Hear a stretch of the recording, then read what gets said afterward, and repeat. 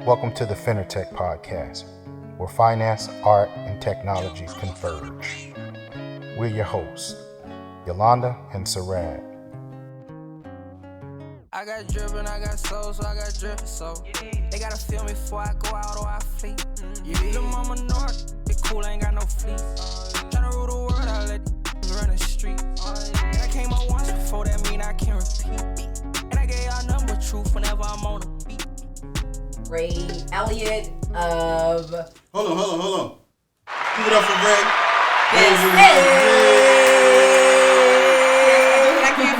Hey. Thank you guys for having me. Absolutely. So, yes, our guest, Ray Elliott of Right Array LLC. Welcome. Thank you. Like, I've seen, like, some of your posts on social media. I just sort of kind of, like, scrolled through, and you caught my interest because I was like, this girl knows money.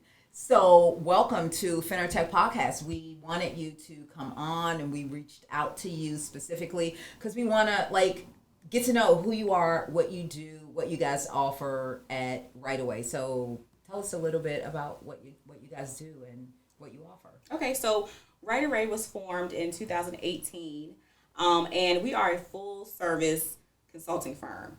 Initially, we wanted to really focus on reaching the minority communities because we are so far behind in business all the way around. So our main staple services are government contracting, minority certifications, grant writing for 501c3 nonprofits as well, and true business credit because a lot of people don't have a 401k when they want to start a business, but they have a great idea, they have the experience, and they have that work ethic to make it work. So also show them how to fund that stuff. Absolutely. So you mentioned a lot of people don't have a 401k. What do you mean by that? There are people out here that are freelancing, gig workers, that have other business ideas that they can literally put into play. Or they've had hard times. They don't have a savings. They don't have that 401k to pull from to go and fund their business when they start off. Because a lot of people tend to get pushed out of a career, right? Mm-hmm. And so they're forced to start a business. Facts. For whatever reason. COVID-19 was a perfect example. That was actually a pandemic, right? But there are other ways that people get pushed out of their regular W-2 jobs. And they're like, what am I going to do? When this is something they know like backwards and forwards, like their right hand, and they can put into play into a business, but how are they going to start it? How are they going to fund it? Because it costs money to run any business. Right. And they don't have a deep pocket family member that can, help them get started or whatever. That too. Yeah. So, and suppose your personal credit is shaky. So how are you going to do all of this? There are alternative ways, creative financing to do this. Perfectly legal, and the problem is we're not aware it exists. Once we are aware it exists, how do we access it properly? That's where we come in. Right Array aims to educate, empower, and elevate. My bad, y'all. I'm just saying it off the top. Freestyling. Turn your phone off, people. Right. When you're doing a podcast. You know how I go in church. You were saying. Exactly. So that's what we need to start doing, church rules before we turn your phone off, spit your gum out, all that good stuff. All that stuff. Exactly. Right. Anyway. But we run with it. I didn't miss a beat. Exactly. No, all good. So let me ask you this. What made you get into like government contracting, business credit? I mean, because the concept is just like amazing. I love it. It makes me excited. That's why I was like, ooh, we got to have her. But because a lot of us just don't know that is an actual pathway to wealth. By way of government contracting, local government contracting, business credit, funding your business, just using credit, loans, grants. So what made you take that route specifically? Okay, so it's all stemmed from my background in the government sector for many, many years. And so one thing I saw, I oversaw minority participation with Department of Defense in the construction industry, right? Okay. So there's that little part that's going to come in. Okay, so that's the cherry on top. Got you. Right. But the issue was with minority participation, let's say we bid out work, okay? So we have black-owned companies, let's say they're male heads or woman, black female owned. So they get the contract. They're the lowest bidder, okay? However, they can't mobilize on our job site because they don't have access to the equipment. They don't have the funding right now to go ahead and pay for the equipment up front. They don't have business credit. Personal credit is kind of shaky, right? So they don't have access to be able to acquire the materials and the equipment and supplies, or even the manpower to pay day laborers sometimes when they're subbing out for work, right, to facilitate and mobilize that job. So now I got to pull a job back from it and go to the next lowest bidder, which is in a minority firm. Right. So I said, there are ways for me to educate them. So that was another part we implemented, was to educate them literally from the inside, if this is what you need to do. And if you think about it, as an employee of any company, government or private, you have purchase cards. Right. Your personal credit is not run. Correct. That's still a business, right? Because they can issue employee cards. Your personal credit is not going to be run, though. Right. That is the same concept any business can offer and experience. And I started researching. I started putting processes in place. I started talking to the actual companies that the government ordered from. Well, how do we get an account with you guys? Because I got a card with you guys. I can just call and make a purchase and tell you the name of the contractor that's going to show up to pick up the materials. Right. You know, if the government decides to pay for the materials, for instance, right? But the contractor's installing the work. We do purchases like that all the time. So I started asking. So I got the information from the horse's mouth. And then I put a process in place. Then I said, hey, when I left the government, I need to teach this. I still need to educate. Right. Because they are so far behind. Well, let me ask you this. I'm sorry to interrupt. So you said that you noticed, like, working with these government agencies and stuff, that a lot of them were using their purchase order cards, Correct. or credit cards issued by way of their companies. So as far as business credit is concerned, when I first got my first business credit card, they based it on my personal credit, and I didn't quite understand the difference, because I was just under the impression that they would just start with my business, look at my DUNS number, and issue me credit or not. But they did actually dig into my personal credit to issue me my first business credit card. That is an excellent point. Because this is something I always like to tell people. If you know the rules of the game, you play better. Hello. So you didn't know the rules of the game. Talk heavy. So that part, right? If you Got know the you. rules of the game, you'll play better. That's in any situation. I want to stress that, because you have to build business credit. Got it. All right? The DUNS number, they push that. That is literally just a different business credit file. Majority of business creditors that only use your business credit to qualify you pull from Experian or Equifax. Got you. But they all work hand in hand. So the DUNS number and the DNB number does, right, from Dun & Bradstreet. I want to, some people may not know our acronyms, right? Right. So the DUNS number is issued by DNB, Dun & Bradstreet. So that is an important piece. It helps start your credit file, right? Doing business with business creditors, once you establish an account, that is how they report. So it's a little different than when you have a personal credit card and you open, let's say, a Discover student card, right? They're going to automatically report because it's revolving. Business credit does not work like that. So you have to do business with the business creditors to get them to report as well. So all this has to be built because you need to look excellent on paper because that's all they got. Right? So another gem as well I want to drop for our listeners and watchers is, business credit. When you fill out the application, there are ways to fill out the applications. Everything is approximated or estimated revenue. Because when you think about a business's bottom line, every year it's going to fluctuate. So when it asks you what your revenue is, use SBA standards. So that's a gem they're not going to tell you. Had I known. Depending on your industry. Right. Yes, ma'am. Instead of using actuals. Right. That, like my actual numbers for today, which was not great and amazing when I first started getting business credit. Excellent. See what I'm saying? Right. So you can do your projections Exactly. based on industry standard. Yes. And that makes you look like, they about to do it. A construction company can You easily. knew? I didn't know that. That part, right? A construction company can easily put, I estimate I'm going to make $4 million this year at the end of the year, and it's February, right? Because that is normal for them. That is a small size construction company under SBA standards. Okay? That is a small size company, to be honest. I'm going to reverse a little bit because I think it's something that you implied in your conversation about, I want the viewers to know about set-asides. Because I'm sure in the government there were set-asides that we're probably not accessing and aren't able to because we can't scale up. Like you said, you need the help, but talk a little bit about set-asides. Okay, so to access a lot of set-asides, And you're what going to is a need... set-aside? I'm sorry. Set-aside is for specific groups, right?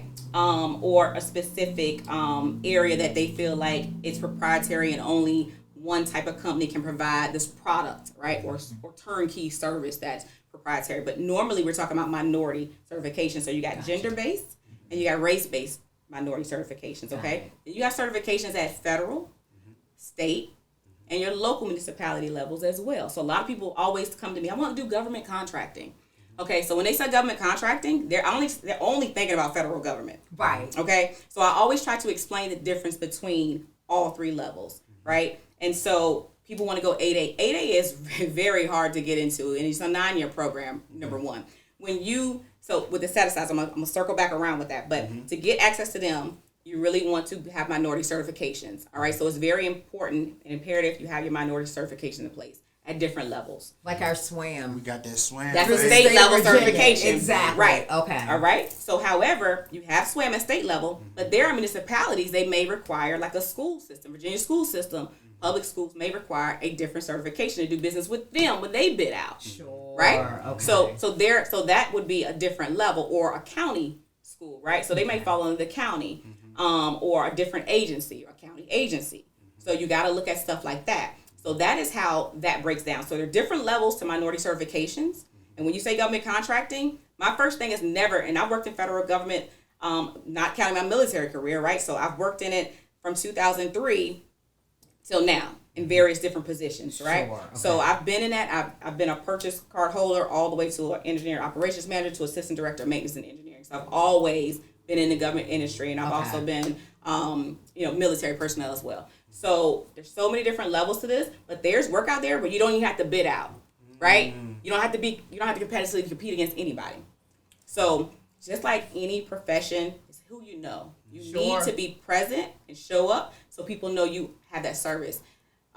Here's a gem I'll drop for that. So with talking about set-asides, accessing minority certifications, you need them, okay? Hello. There's different levels of minority certifications. Hello. But there's also what we call direct work or no bid work under the Small Purchases Act. Every state has this. Who knew? It is state policy. I'm going to actually tell you the thresholds for Virginia right now. Okay? So any state agency can issue purchase orders if the aggregate sum is less than $100,000 of all phases. Okay. When I was working for the government, I used to consign for $100,000 and less. Okay. You give me an $80,000 quote, I can sign and approve your purchase order. Sure. Okay? It does not have to be bid out. Now, Wow. every agency underneath the State Purchasing Act, and this is for Virginia right now, go look it up. It's imperative that you guys know what's in the books, okay? You have to read. You have to educate yourself. Sure. I read the fine print of everything. Well, but you know what they say. If you want to have something, Put in a book. that's That's what they did. That's what they did. Yeah. So they've done that, and we don't go and read. But hey, you got Right Array LLC. You know what I'm saying? To make you succeed. Exactly. When you don't read. Right, exactly. Cliff notes. Right, The Cliff exactly. That's it. Holla at Ray. That's Holla it. at Ray. So- in so- other words, turn the TV off, y'all, Yeah. and crack a book open every now and then. Exactly. And let's drill a little deeper. So I've already gave you what the state level Smart Purchases Act says in the state of Virginia, right? So the aggregate sum of all phases cannot exceed $100,000 for a purchase order, right? If you don't expect that, you can sign for that stuff. You know what I'm saying? But let's say you got a college, William and Mary, I'm going to give them an example. I had a client that we got a contract with. I'm just going to give that example. Their threshold's a little tighter. Theirs is $50,000. Okay. Right? So you see, when you drill down in government, let's say the federal government has a mandate, every state gets a tighter mandate, right? Right. So that's how that works. Same concept here in local contracting. too. So local ends up getting a little Local, lower. they may say 25,000, right? But I'm telling you what the state law says. They hadn't told you what the college level, that's a state agency, has imposed, because they have policies too, a little tighter restriction. So now their lower is 50.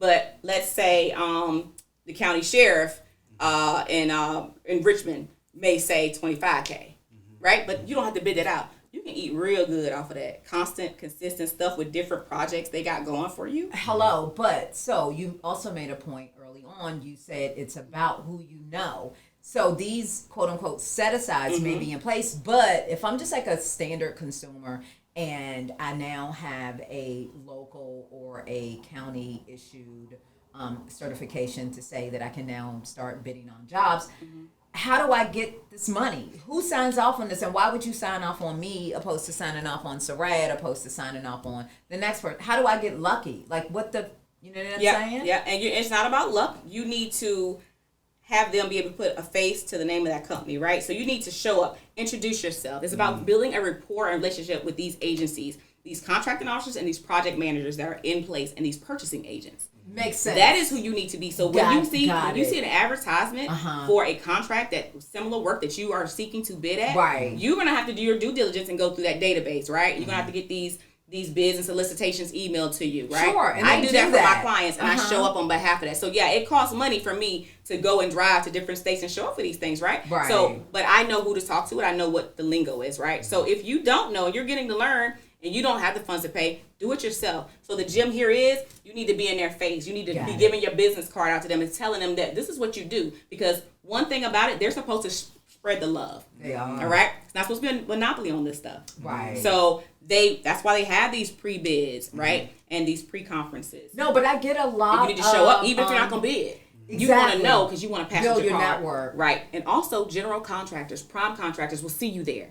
You're going to sign in on a list. That's public information as well. You got to be outside. You got to be outside. Good to be know. outside. We outside. Now I'm outside. Right. Exactly. You have to, because you're going to have to Got you. promote. That's how you promote that business. So if you can't be in position to actually bid on a contract as a prime, a GC or your prime will see you because they still need you. GC is in general contractor or prime contractor, right? So if you're in construction, you're gonna be a general contractor, right? Or a class A, as they say in Virginia, for instance.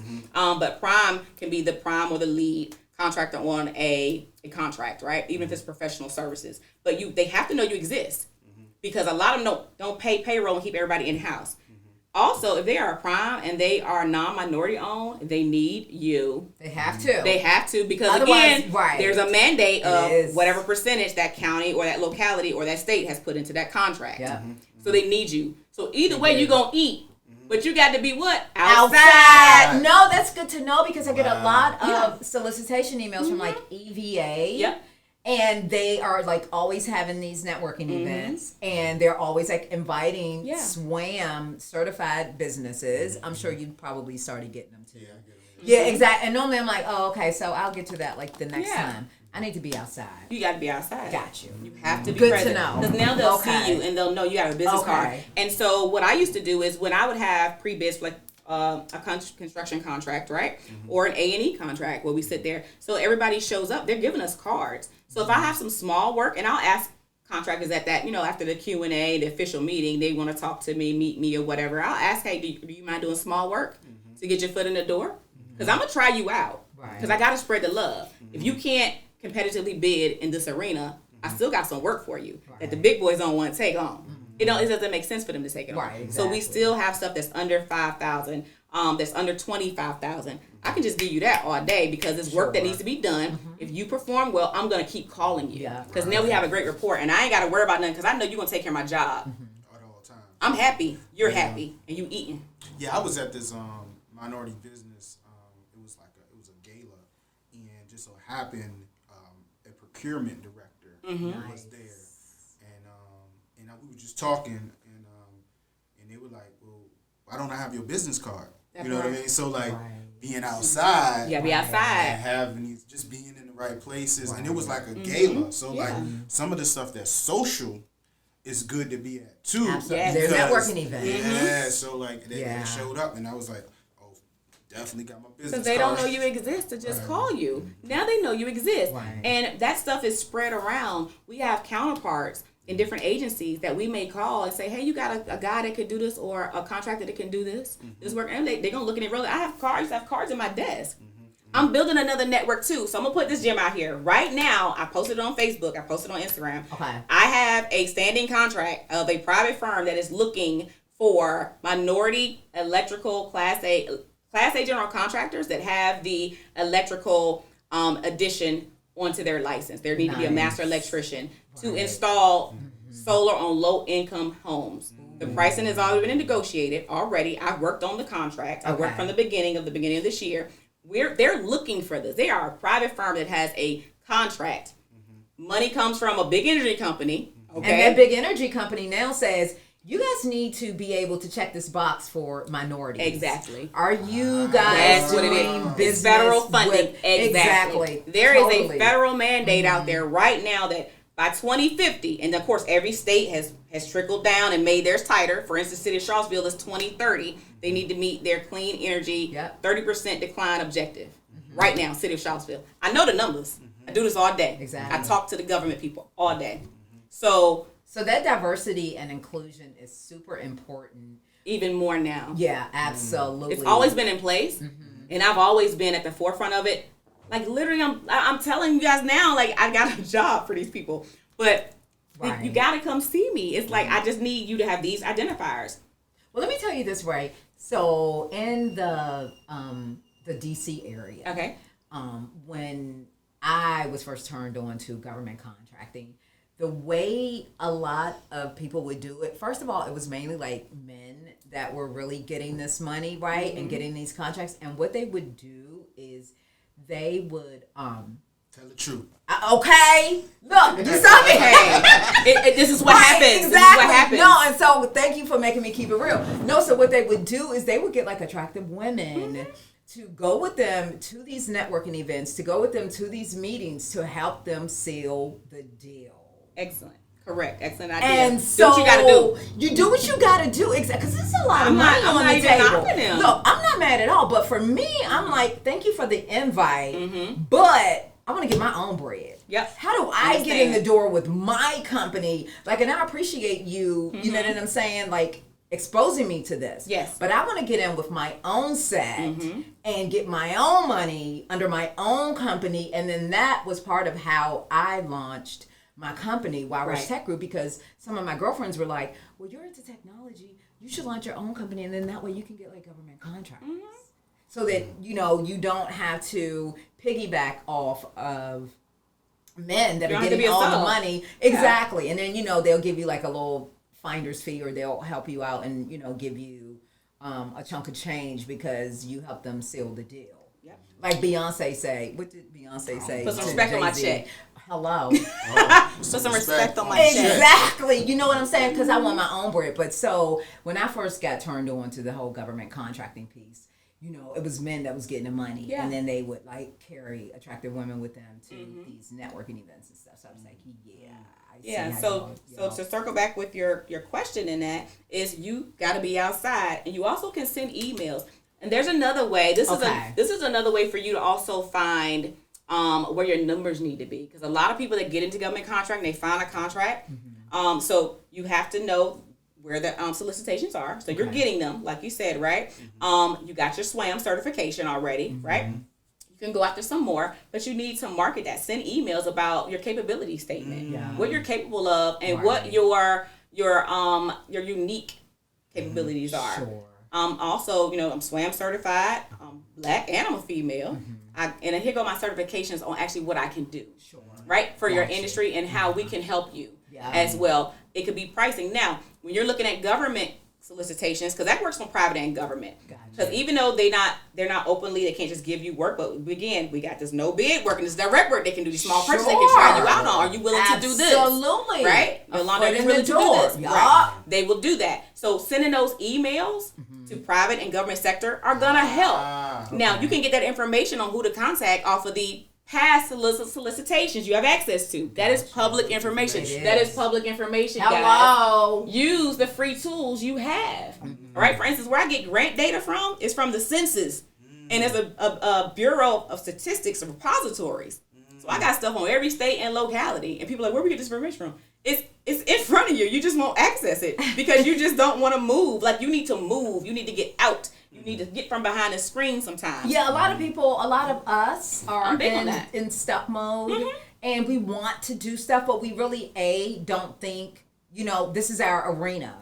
Because now when you're talking about government contracting and stuff, that's intimidating for people. It is. You know, and they're like, whoa. However, them not actually realizing I am an electrician. All I need to do, like you said, is I need to link with a master electrician. I need to get the certification, and then we can get some real money out here because they already have the skill set. All they need now is just the structure. And I guess that's where Right Array will come in at. How have you helped people to kind of get out of their own way? Because what I hear you saying, the theme is that sometimes people are in their own way. How has your business done that? Like, what's the nuance? What's the little tricks of the trade. What have you done to help people do that? Like, in other words, your ecosystem to help the community. Right. Yeah. The connections I have. For instance, I am big on damage control because, every contract doesn't go well. Right. And if I'm in the middle of it and I did the liaison work, I need to Right. smooth that over. So I'm Have good to, at damage control. I'm excellent at customer service. I'm going to follow up and see what's needed Right. as well on both sides. That's correct? right. So I continuously nurture and cultivate these relationships I have Very with important. private employers, private companies that are in that arena, government agents as well. I still keep in contact in different states. You have to. They need to know me, right? Even on the grant side, when I write grants, they're like, okay, Ray, who you representing this time? Because I'm a grant writer if I'm not writing my own grants, right? So on the nonprofit side, but that is how you do that. You need to cultivate these relationships and you need to maintain communication. Communication is so important. So you have a hell of a network, is what it sounds Yes, like. and if Gotcha. I had a little hiatus when I moved here and transitioned to Virginia because now I got to build my network. Now I got to Right. build contractors up. I got to find them. I got to let them know what I do. Now I also got to find the other piece because now I got to put them to work. Right. And I got to let these people know, hey, I got a pool of people here for you. Right. What do you need? Right? So bringing back to that the most recent contract that we just signed in September for my Class A contract that I represent, I was able to get 2 contracts for him. It started off with the solar. So they signed for solar, but they noticed, you're our master electrician. You're actually the master electrician and the Class A contractor, and you do HVAC. So black man that holds all these certifications and identifiers, right? That's amazing. Wow. And That's then you have heavy. the NAB step. So now they say, well, the pre-work is a lot of times the homes are not up to par to install solar. We need electrical upgrades. You want this contract too? Wow. Bam. Yes, we do, sir. Comprehensive. Now I got a master agreement with 2 different contracts. Nice. But it's for the MSA client. with a master service agreement. Right. And then I you can love have it. different Yeah. scopes of work. Right. SOW. So he's going to always eat because even though he doesn't have solar work, they got electrical work all year round anyway. Right. Whether they put solar on homes or not because of the type of company they are. Well, as far as solar is concerned, so I'm online, I'm just sort of kind of scrolling, doing me, and then I've been seeing ads for solar work and solar panels. It's just like a huge push. And I know that you mentioned that you have clients or that you have grants or something in that arena in terms of solar. How does that work? What's up with that? What's popping?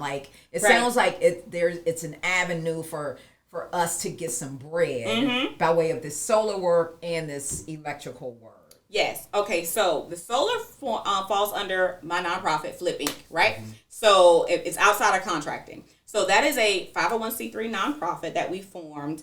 And I formed it on the premise of I wanted to be the same help that somebody was once for me. Okay. All right. And so this is going to go a little deep for y'all, right? Let's so, look. You're in a safe space, Right. pumpkin. So Let's go. yes. So and this is for the people. yeah, I want them to understand exactly And we want to where help we came everybody. from. Yeah. Yeah, and that you can overcome a lot of stuff because Flip Inc. focuses heavily on training formerly incarcerated, Okay. veterans, Yes. women, Yes. and low income constituents and individuals as a whole, right?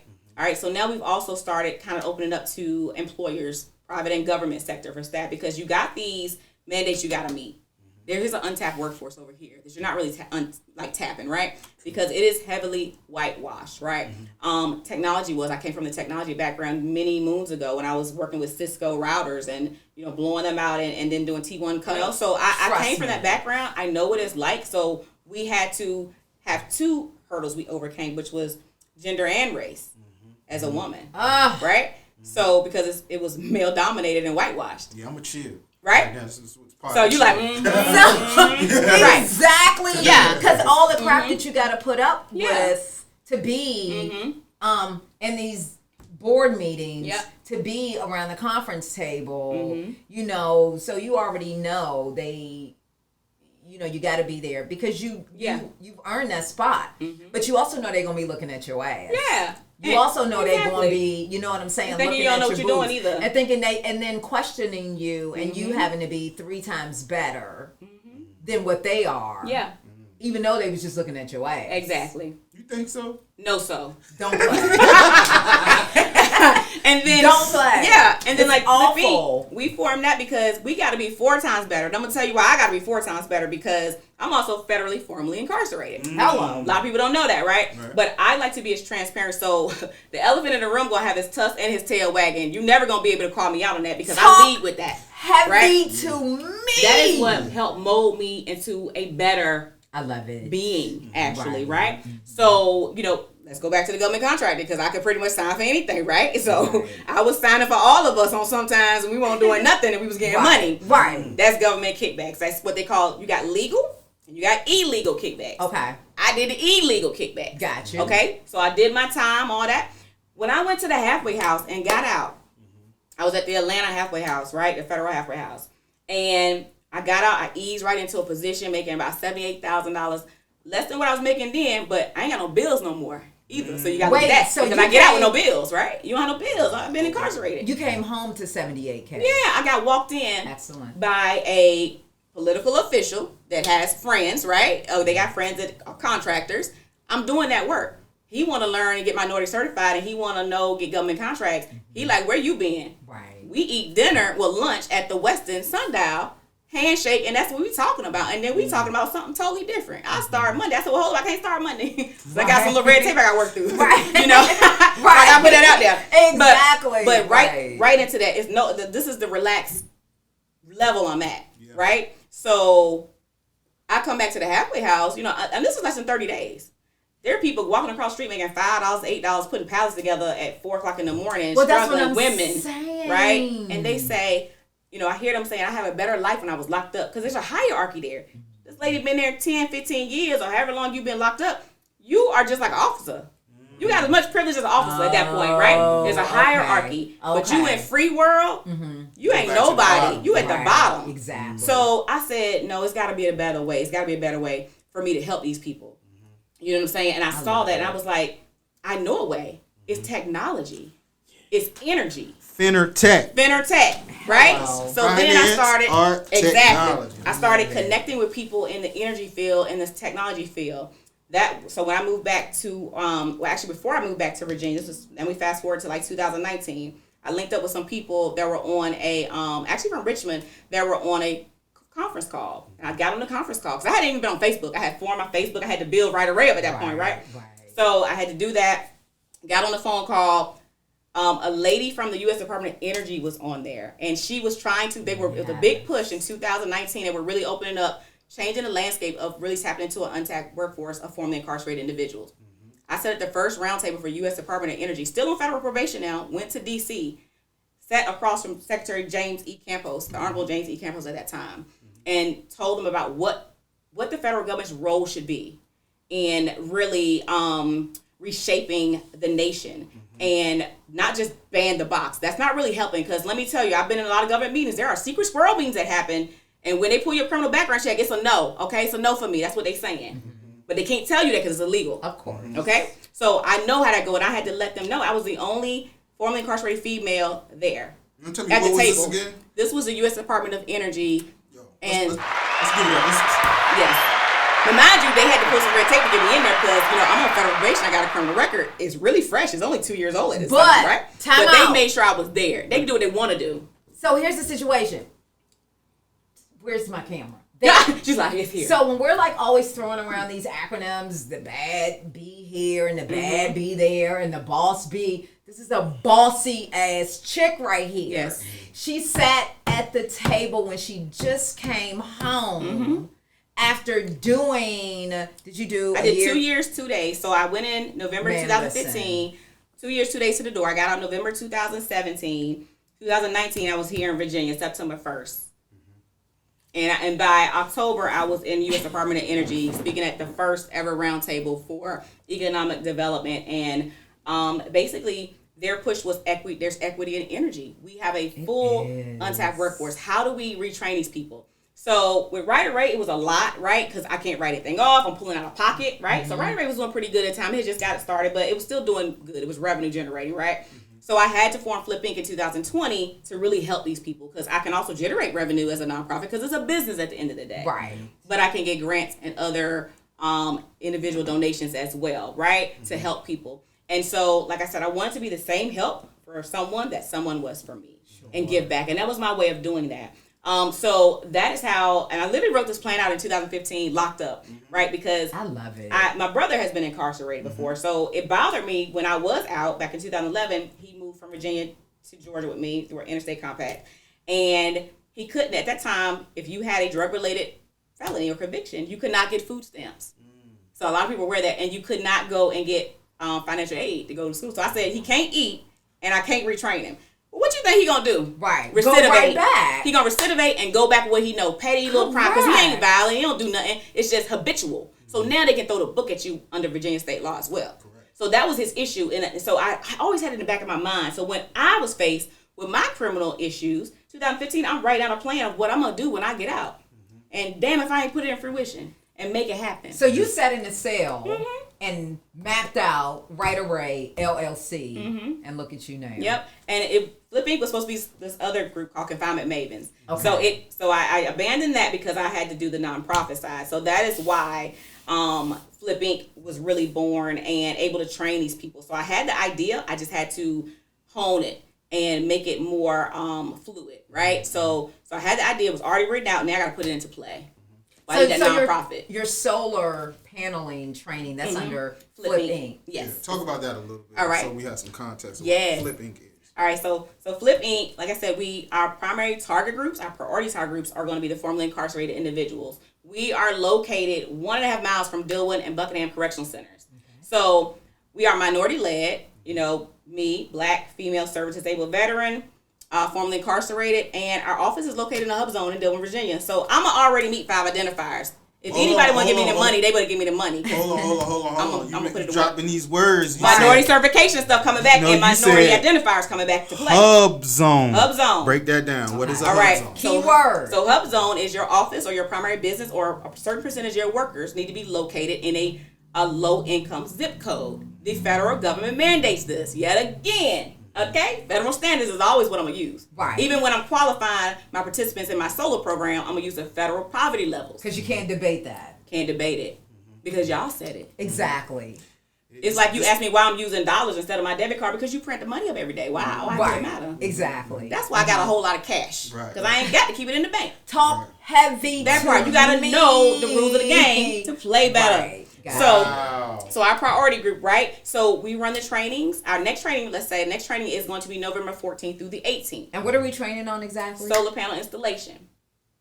Okay. All right. For those of us that don't know what that is, so why would I have a solar panel installation? I live in the city, so we got like a bunch of condos and apartments and small homes and stuff like that. So explain to the people why we would. I live in the woods. Right. So right. It's energy efficiency. Okay. It's better for the environment. It's a big climate justice push as well. Okay. And then you train people that normally won't have access to technology or this type of environmental justice training, right? So that's my target group as well. So it's better for the environment. It helps meet the federal and state mandated goals, right, for clean energy. And net carbon zero is what we're moving towards, the big push, right? And, conservation and also weatherization. So it saves on your energy bills as well. So you would either want the training for somebody else, so it's good for the environment and good for workforce, because building people builds community. So we're going to build these people up that don't have access to a lot of stuff, right? So we're either going to do the installs for them. We partner with companies that do that, all right? And we're going to also train them as well. So that is what we're doing, and that is why it matters about the solar panel installation training, right? So it covers a lot of stuff. And more specifically for us, we get to help our priority groups. Because Hub Zone, I meet a lot of identifiers. I'm a one-woman show, so if you actually go to another nonprofit and get this training, and I beat everybody's number. I know that. I've done the benchmark, and I know the numbers. I'm always know the numbers, because that's what I used to do, look at the numbers. Let me circle back again to that minority thing, because I missed that part. I'm gonna come back to flipping again. I'm excited. I love it. Yes, I'm very passionate about this. So it's not just something I like to do. Like, a lot of nonprofits, I am my target group. So I know what you need, and I know how to go get it for you, and I'm gonna make it happen. That's why you're successful, because you saw a need and you filled it. And on those, let me hit them numbers for you. So on that government contract and stuff, right? I forgot to give you the tip on how to actually get the numbers. Because a lot of people don't know how to get the numbers when they're competing. Like, how do I do my bid? Right. Historical data. It's public information. You go to whatever solicitation website was, if it's on EVA or if it's on the state purchasing website. They have old bids that are similar to your current bid that has closed out, and there is historical data. It could be line item or lump sum with the same similar scope. Look for something with a similar scope. If it is not, because some things are not on there, depends on how big it is. They forget to upload it because the government workers, everybody gonna do their job. Okay, just be real. All right, because it's an ISIS slip. But you can do a FOIA, Freedom of Information Act. It's a request, and you tell them what you're looking for. Because they may have the past bid that's closed listed, but not have the actual documentation with historical numbers on there. You need that. You need to see the bid tab as well.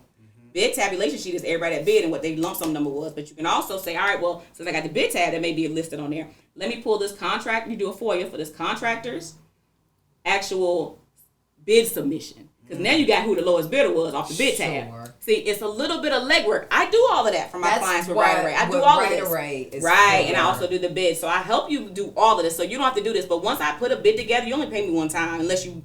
Some people pay me repeatedly. I have repeat customers. Because they're like, well, you so good at it, I don't have the time to do that. I still just want to do my job. Right? We just facilitate. So what they do is, once I put a package together, it's going to be so fire. You already got...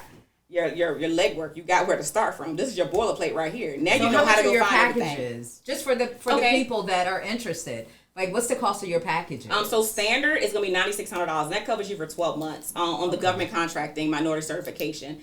And that is depending on where you are at. I don't break that out because it's a lot of work, right? And it's a lot of going behind. I still have to evaluate and see what work you've done. If you kind of started on this, if you halfway submitted it, it's a lot of different things that go into play. Because I got to see if you got your tax returns, all that stuff. So I also don't like to work with companies that are less than 2 years old with this because we have to submit 2 years of tax returns. Sure. Whether they business or personal, they want business, and then the actual minority department will make the determination if they will allow you to submit one business and one personal or your last 3 years of personal. That's a discretion. Yeah, we did that with SWAM. Right, yeah, exactly. Yeah. So you already know, I know what I'm talking about, right? Yeah, I know. Yeah. So I have to evaluate your business. It's already included in that process. It's a lot of work. And it's 12 months of me working for you. So really that ain't but $800 a month for me. When you think about Once it, right? you break it down. So $9,600 for the government package. Yep. And that's your minority and your minority certification stuff. And that is your government contract. So I do one bid proposal because it's a lot of work. Oh, okay. This right here is, I do one minority certification. I'm going to do registries or procurement registries as well because we got to find some work for you. I mean, I'm going to do that. I just sit there and research it. So you guarantee your clients? I don't guarantee anything. We can't guarantee anything because I ain't the inside man no more. You see what happened when I was inside man. Right? So I'm going to put that out for you. Oh, okay. That's what that is. Girl, understood. That's what that is. No, and that's how they do it. So I need y'all to understand. Right. I can't guarantee no contract and I cannot guarantee no grant. You can get awarded, okay? On any of my services. I cannot guarantee nobody can unless they are what? What are his 2 words? Inside man. Right. I'm not the inside man no more. And the inside man is the man that you see, like I have seen a lot of people, not a lot, but I've seen men being walked out of their jobs before in their suits and stuff in the middle of the day. Be at the halfway house. But Flippy can go and get you straight when you come at the halfway house. All right? Exactly. That's how you rock it. So I used to be the inside man. Right. Okay? All right. There you go. I see a couple of things that you're leveraging is that what you're saying to the folks is that information is power, one thing, and like when you're talking about the reading and understanding information, and whoever has the information kind of is the plug. You have it, and then also you're leveraging your lived experience because a lot of these other companies in the world actually your lived experience gives you an advantage. Big advantage. And big advantage. For a lot of us, people trust you. Yeah. For a lot of us, we don't understand that our lived experience gives us an advantage. And so that's what I'm hearing from you. About lived experience and information is power. So, because I don't put everything on the website, because a lot of stuff I kind of customize too. Sure. Right? So the $9,600 is for that, right? Okay. For the government contract and minority certification package. For the True Business Credit, it's $4,800 on the website. Okay. All right. And that covers you for 6 to 9 months. The difference between the 6 to 9 months of this service is where you are and if you stop. Because again, we building you need to look good on paper. Right. So there's another gem is the business creditors that are going to potentially qualify you when you apply for credit. Look at your last 3 months. So if you stop and didn't do what you're supposed to do by month 4, and I get ready to pull your business credit, and I'm like, if nothing's reporting, your score's not where it needs to be, nor is it ain't in the green either. So you gotta go back and start back. So that's another 3 months on us because you gotta do it for 3 months because they gonna pull 3 months. That's why I try to cycle you through really fast. Gotcha. And I tell you how to use your business credit account so you're not using extra funds. You just reappropriate the funds. Don't go to Walmart and get all the stuff. Order from Quill, man. What you doing? Exactly. You're still spending money. Right. You're building business credit. All right. And you're getting what you need. Right. You ain't spending no extra money. Right. Duh. And you get the stuff shipped to your house the next day. You can put it on auto so you never not or without it. Right. It makes sense, exactly. right? And so I move you through that. So that's me walking you through the stuff and actually opening the accounts, doing a lot of front end work as well, and evaluating your existing business. Now, are you guaranteeing that your clients will get business credit if they buy this package from you? I don't guarantee anything because everything's not an exact science. Okay. I cannot control the creditors when they decide there's too much fraud in this industry because, again, they ain't got nobody to go after. Right. Other than the business. They can send you a million emails and letters and ain't nothing they can do. Exactly. I'm being honest. And you can have multiple businesses. You're a limited liability company. Well, you don't use your personal guarantee and you didn't use your personal credit to qualify you. Understood. They can't do nothing to you unless you got 6 companies you did this with. Now it's fraud because you keep doing it. Gotcha. You understand? They keep coming back. Oh, this is the same address. This is the same individual that's saying they are the business owner of all these different types of businesses. Right. Now that's a case against you. They can see that is relevant conduct. Okay. Ma'am and sir. I'm telling you, I already know what's going on. Now, because you can build business credit on multiple businesses. Right. We have it amongst us. Between me and my partner, we got 9 businesses. Oh. But we're fiscal steward. We practice fiscal stewardship. That's because I know where it can go wrong, and we actually have the funds to support everything. So before I start another business credit file on another business, I make sure we're ready to move forward with that. So a lot of people are not doing that. So like Amazon right now has stopped. They have business accounts that they open, but they're stopped the Net 55 business credit now. There was a lot of fraud on it. Well, I started with Amazon. Right, because you can order Visa, MasterCard gift cards, then convert them, run through your merchant account, and convert them to cash. Now you got cash. And you got 55 days to pay that. So you better find some money. Your strategy got to be in place. See what I'm saying? So there's ways to generate funding. Let's say you want to have a down payment on real estate. You need to put $10,000 down. You can easily get that. Basically liquidating your business credit accounts. Again, it ain't coming out your pocket. It's not showing up on your personal credit. Right. None of that. Right. You still got to pay that money back, though. Right. Yeah. You do. So that's what they forget. And that's how a lot of they mess up the game for a lot of people that are legitimate businesses, right? It's like defaulting. Yeah, exactly. But the problem is these creditors, once they realize, and a lot, I hate to say it, sometimes it be us, right? We figure out a loophole and then we exploit it to the worst degree, whereas it hurts the industry. Right. Right, because this is not new. This has been around forever. My first business loan I got with the SBA, it was $15,000. Fast forward after I learned everything, this was in 2005. Now, again, I got a whole federal case. I'm public information. You can literally check this out. Like they say, I got lived experience, and the feds is my alibi that I know what I was doing. So my next business loan was in 2013. Okay, $75,000. No, it was not on my personal credit. They could not find it. $75,000. Back then, they did that. Now they've changed the game a little bit, right? And you can literally Google it and see that's what it was. That's what I did. By the time they had to check my business account because I hadn't pled in enough time that they felt I should have pled in. So they start throwing a lot more stuff at you. Now they looking at my business accounts and they looking at that. So yeah, like that stuff exists. It works. Okay. Have a strategy in place when you embark on this because you need to be paying that stuff back. But it will help you build your business. It will help you fund your own business from zero when you don't have revenue actually coming in because it's estimated when you put down on that is a gem. Yeah. You don't know how to fill out the application properly.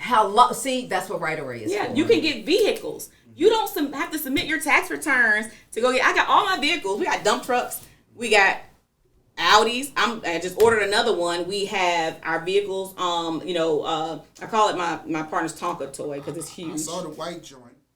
Yeah, that's me. Okay. That's the company car, right? So, I saw a black joint in a parking lot, a black Audi in a parking lot ain't too. Me. Oh, that's not you. That's mine. Yeah, see? Talk heavy. Yeah. I'm about to get that special order District Green, that A5 on the 2023 A5 November. Okay. That's business credit. And I fill out my application. I'm so cold with it. It's a one pager. Hey, I don't need that. You sent me the wrong one, so I ain't filling nothing out. Right. And then when I write on there, run it through this financial institution. Okay. All right. My personal credit is frozen. That's another thing. Freeze your personal credit or lock your personal credit, guys. See? Whenever you're doing business credit, that's a gem. Okay? Wow. Because they make mistakes. They're human error. They may be like, I don't know what she's talking about. I don't know nothing about this. I'm gonna run it like this because they don't know. Right. If you don't have a fleet manager running this or somebody in the finance department that knows about fleet and commercial vehicles, or they're skeptical because they feel like you can't be where that is because we've only seen like literally the finance guy told me that it was when I went in there.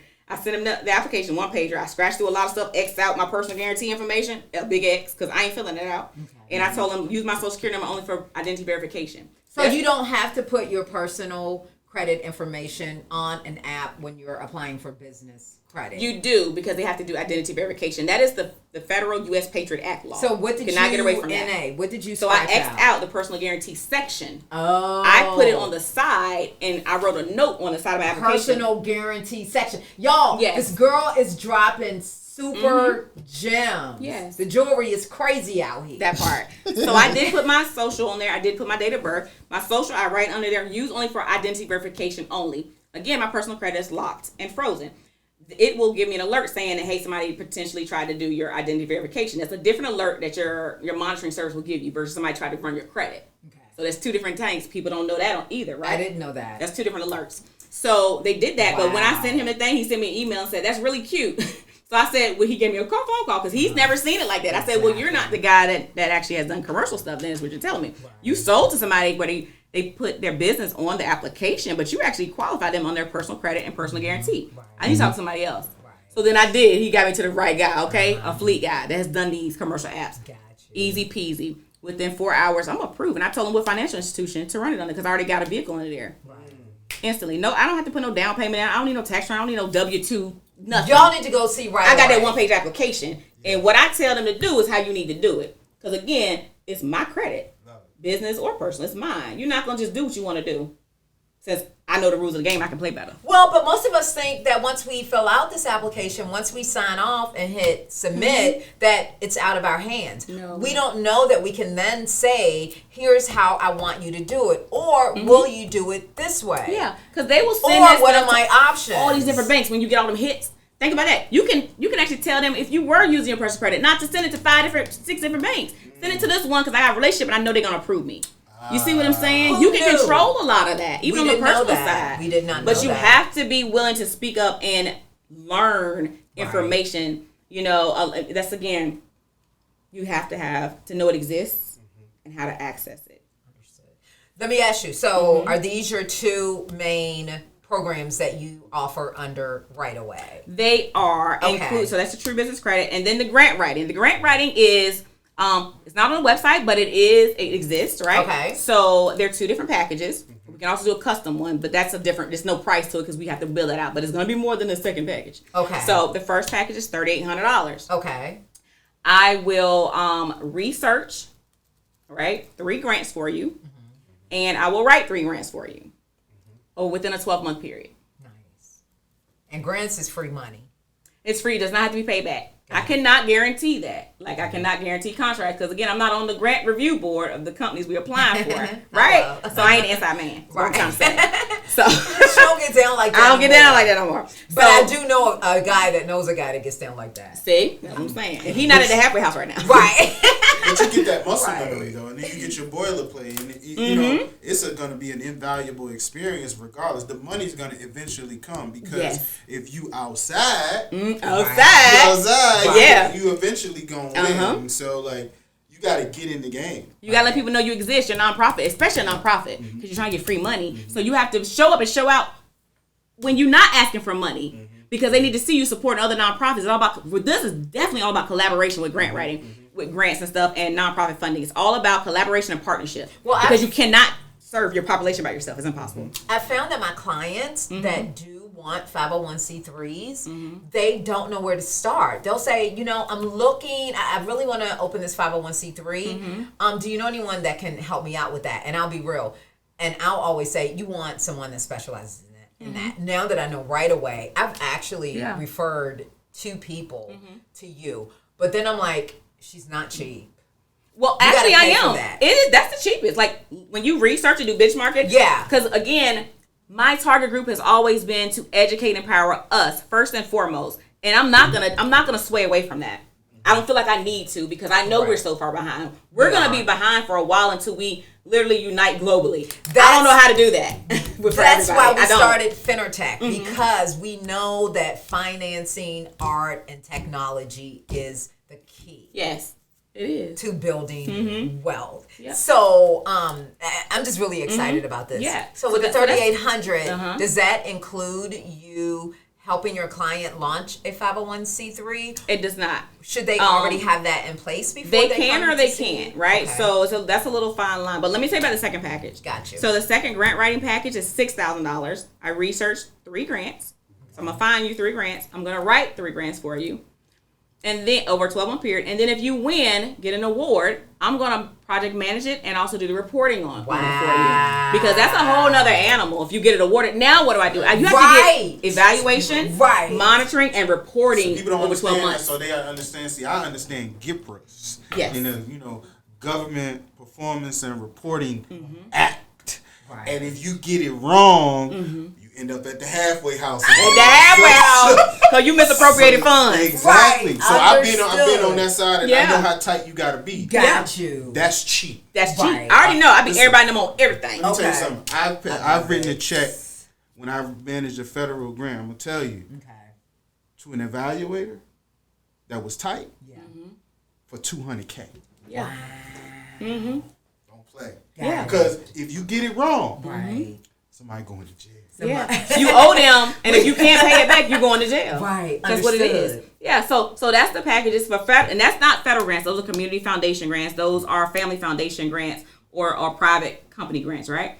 This is your $6,000 package. $3,800 and $6,000. The But grant writing the $6,000 package is the one where you will actually help your clients manage. Yep, manage the award if the they are award. awarded. Y'all want that? Yep. It's so worth it. Trust me. I mean, hey, this is what I do. And see, on the background of that DoD past performance, I used to do special appropriations. That's basically a grant written to Big Army asking for a special pot of money. That's basically what it is. I have to justify it. I have to tell you how we're gonna monitor, what we're gonna use it for, how long. Right? How it's going to help the soldiers or the community. That's a grant. So I did this. I was professionally trained. So it's not like I just thought of this and this is what I want to do because it makes sense. Well, but not only that, as far as your education is concerned, you have a master's degree in, I think, technology. Yeah, technology management. So, where can the people find you in terms of social media? They can find me on Facebook at Right Array LLC, on Instagram at Right Array. Or you can go to the website, www.rightarrayllc.com. Nice. Yes. Hey. Let's give it up. Thank you. Thank you for having me. It was a joy. I love spreading this knowledge, man.